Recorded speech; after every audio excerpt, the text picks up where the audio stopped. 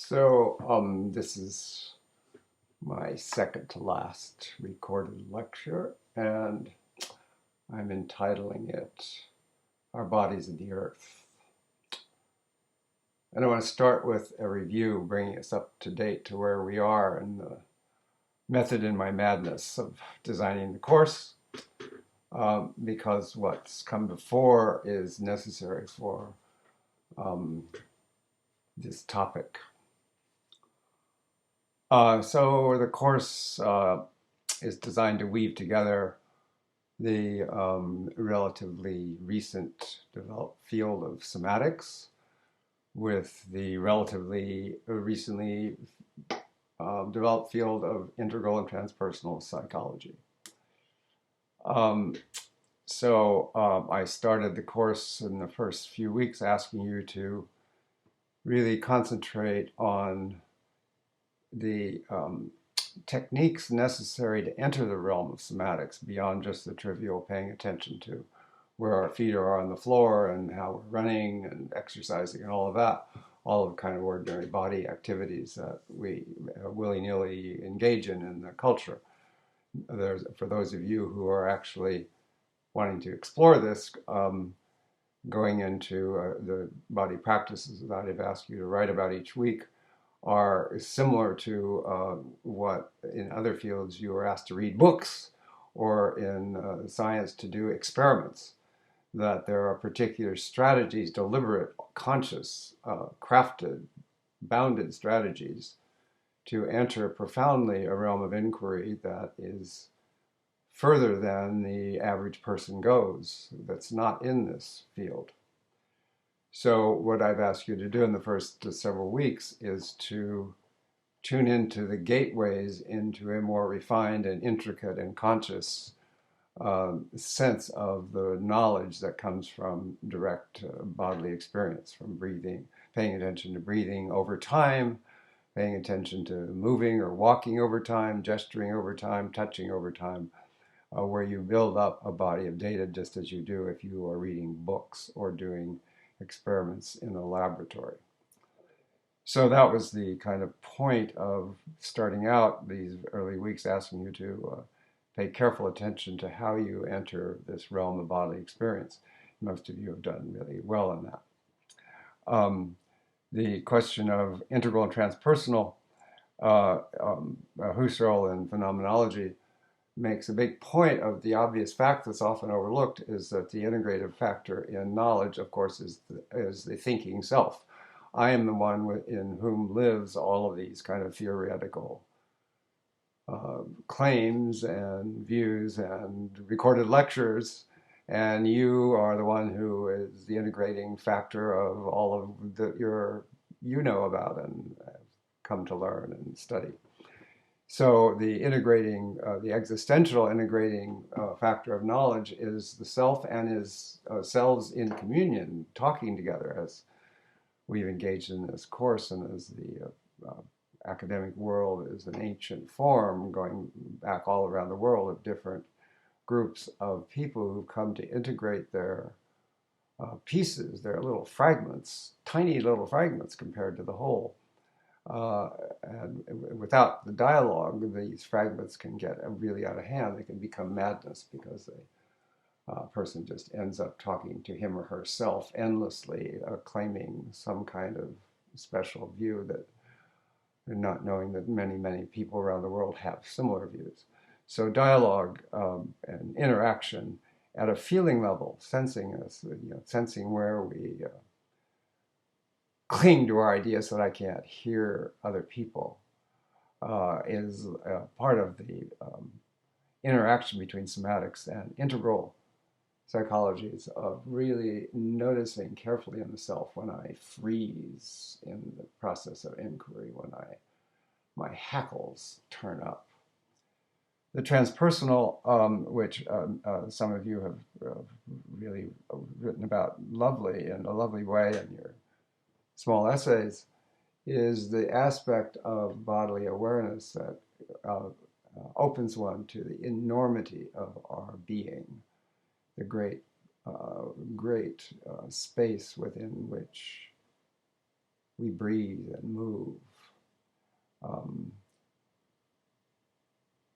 some of the great mystical traditions of the world, of course, if you look closely, even though they say they're transcending the flesh, are in fact spending their whole lives breathing and moving and singing and chanting and all that.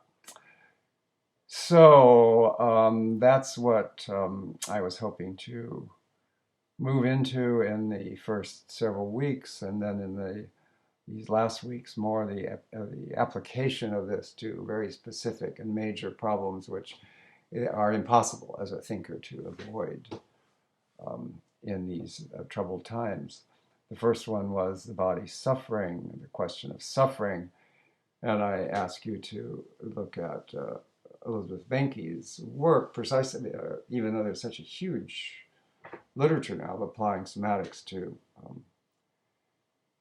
PTSD and stress, because Betsy goes to the heart of the fact that what damage does is go to the traumatic damage, either in, say, trivial shocks to the system, like in a car wreck, or more profound ones in torture, political torture, and in personal assaults, sexual and violent personal assaults. What's left over is a difficulty, if not an impossibility, to be embodied, because embodiment is a place of where there's no safety, it's not safe to become embodied. So the question of embodiment becomes just a kind of a fantasy unless the question of suffering is dealt with directly. So I raised that issue as one of the first applications of this work. The second one is similar. This, as we get into addressing the body and the earth, is it's not been easy for most of us to be an earth being. So there's a tendency to, since it's so difficult, to say, well, it's just not important. I'm just not going to pay attention to that. So I think that we need to take seriously, as we negotiate the dangers of climate change on the existence of the human scale planet that has nurtured our beings thus far, that it's not so easy for people to become aware of their immersion in the body. And it takes work, takes care and respect for the problems that that involves. So with those introductory remarks, which I hope kind of bring you up to date about what we're up to, or what I'm trying to be up to at least, and I hope you're engaged with me in this venture that we're in for these few weeks, to the question of the body and the earth. And I'm going to introduce that topic by a story from my practice of long ago when I was a full-time Rolfer. So I finished my doctoral studies, and I instantly went from doctoral studies into study with Ida Rolf as a Rolfer. For 10 years I practiced Rolfing on my little hacienda in Santa Fe, out in the boondocks of the outer reaches of Santa Fe, and didn't read a book for 10 years. I did a vacation from my intellectual work to pursue these body practices in the way I've asked you to do. So I had this young woman as a client living in Santa Fe, who was then probably 30 years old. And I noticed that she had very little vitality. She seemed very unenergized. Her flesh seemed kind of not developed, not full and vibrant. And she complained of feeling dull and out of touch with life. And as I worked with her, she told me this story. She was born and raised in Glendale, California. Some of you may know Glendale. It's up against the San Gabriel Mountains. It's nestled up against the mountains. And because of its location, it's where, in an earlier era, before all of the changes in in the manufacturers of automobiles and in fuel for automobiles. There was enormous amounts of smog in the Los Angeles basin, and the sea breezes out on the coast would blow the smog back into the Glendale basin at the foot of the mountains. So when she was a young girl in kindergarten and first grade, she was taught to breathe as little as possible. Now, can you imagine a young child being taught deliberately the reverse of these practices that we've been dealing with, to really restrict her breathing because it was too dangerous? So it was quite it's a story that keeps coming back to me. It's strange because it happened a long time ago. It happened probably 50 years ago that I had this woman as a client, and yet it keeps popping into my mind out of the hundreds of other sessions that I did. To appreciate the results of an early childhood teaching not to breathe any more than you absolutely need to for the sake of your survival. Because as we now know, of course, and we were just beginning to find out then, this pollution of the air, which came from smog, but it also came from cigarette smoking. My father, until 1970 or 75, smoked in the car when we drove. Many people smoked in the car. Many of my friends smoked in cars, smoked in cafes. The Sacramento Valley, where I grew up, is replete with pollution from spraying, crop dusting with poisonous chemicals, many of which are now prohibited, but still. And many of you probably know the story of Karen Silkwood, which we made a film of, where she uncovered the deliberate knowing pollution of water supplies in the valley, poisoning the water for the farm workers and poisoning the air for the farm workers, that finally was prohibited. I used to, as a child, my family would come to San Francisco once in a while in the 30s and 40s. And as we would drive along the East Bay Freeway, you could not see San Francisco on a sunny day because the smog was so thick.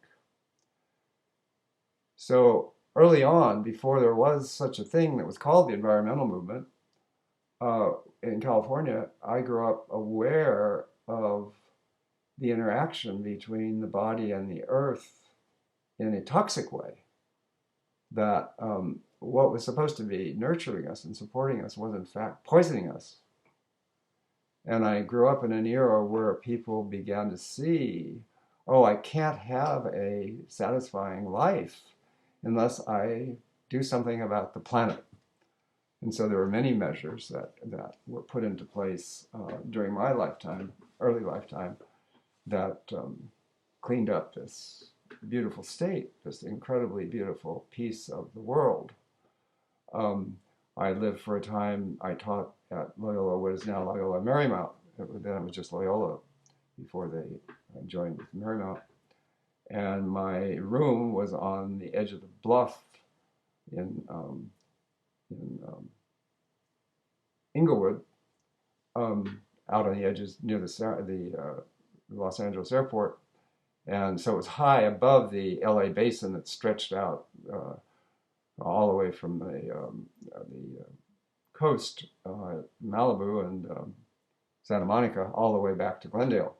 And I could see that whole LA basin from my window.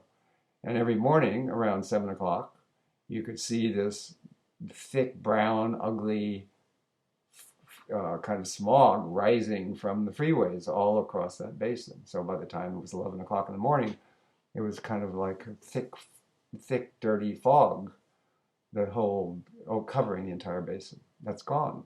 It's gone. You can see San Francisco from the East Bay now most of the time. Although the Trump administration, of course, is going back on all those things.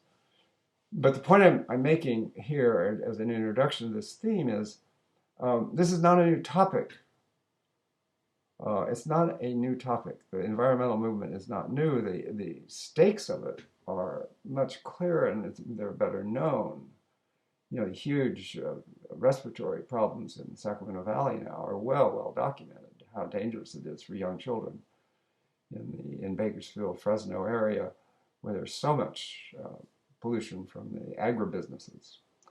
Um, but what was known and assumed is we are beings of the planet.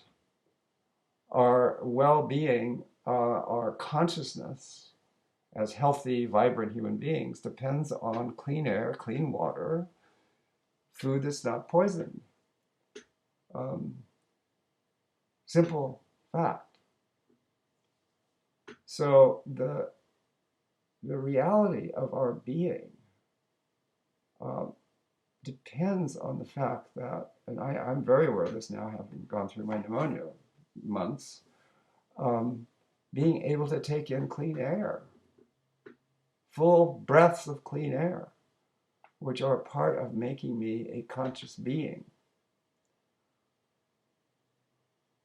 Hanlon, in that little essay I asked you to read, he makes this radical statement as he sorts through the realm of a direct experience. In response to the question, he says, of is the body in interaction with the environment? He says, he makes the radical statement, which is really obvious once you think about it. He says, the body is interaction in the environment. Right now, as I'm speaking to you, I'm thinking about you. I'm not just talking to my face on the screen. I have images in my mind of you out there listening to me. I couldn't feel the way I feel unless I held you and your questions and what little I know of each of you. I wouldn't be who I am right now without that. So, and I'm not only interacting with you, I'm interacting with this chair I'm sitting on that is a very comfortable, highly advanced desk chair that moves all over the place and rolls on this hardwood floor. I'm in an interaction with the kind of light coming in my window from the redwood forest, on and on and on and on. So one of the first things to notice is how your experience is infinitely linked to the other than you, to what David Abrams puts so eloquently, the more than human. I woke up this morning and I had my tea watching the sunrise for a long time. First the early light, then the light gradually changes. And then finally, as it announces the sun comes up in all its glory. And there we are. And as I do that, I am waking up. I am myself waking up, taking in this enormously amazing world that we live in. Yes. So one of the things that's been very destructive in the Western approach to consciousness is that somehow people got set off thinking that we are born into the world alone and that we must achieve community. And what the people that I've been involved with most of my life, both the phenomenology, the philosophical world, and as well as the body practice world of somatics, is that the world that we're born into is intercorporeal. Having just, this is so fresh in my mind, having just spent 10 days with watching the unfolding from birth to the first 10 days of her existence of my granddaughter. She's not born alone. She's born, first of all, attached in the womb. She's born into her mother and the rest of us around her, catching her, being with her in her first breath, her nurturing, her mother nursing her, my son kissing her, holding her, and caressing her. All of us taking turns, holding her, gazing in her amazing eyes. So we're born into a world, hopefully, sometimes it's not that way, but hopefully we're kind of born into a rich intersubjective world, and which Merleau-Ponty calls intercorporeal. It's not just intersubjective, it's it emphasizes the fact that we're born with being touched, we're born feeling the air, we're born feeling hands, we're born looking at people, taking in these strange shapes around us. So from the beginning, our bodily being is in connection. And the problem is that how do we then, over time, become adults that are not simply swept away by the opinions of others, particularly by strongly opinionated others, like so-called gurus and stars of one or another field of study, who sweep away, like Trump does, the consciousness of other people? How does one develop really mature autonomy? And much of the work of somatics is producing wise adults. Because the basis of that question of how do I go from the cutting of the umbilical cord in my first breath to a being who can think for myself and is not swayed and seduced by people who want power, people who want my money, people who want me to be their disciple. That's not so easy. And the task involves partly at the basis of noticing what is it that I experience? What is my sense, my experience when you touch me, when you speak to me? What am I taking in here? What's mine and what's yours? So it's a very big challenge of adulthood, both in developing intimate relationships so that I don't lose myself in you, or I don't sweep you away, and conversely, you don't do that to me. How do we achieve those states? And that's one of the big, big questions about living within the earth. How do we take care of this amazing place that nurtures us? How do we reciprocate with the gifts we receive from animals and the sea and the winds and the plants and the soils and the microbes? How do we reciprocate? One of the great dangers that we don't seem to talk much about in the environmental movement is the evangelical position.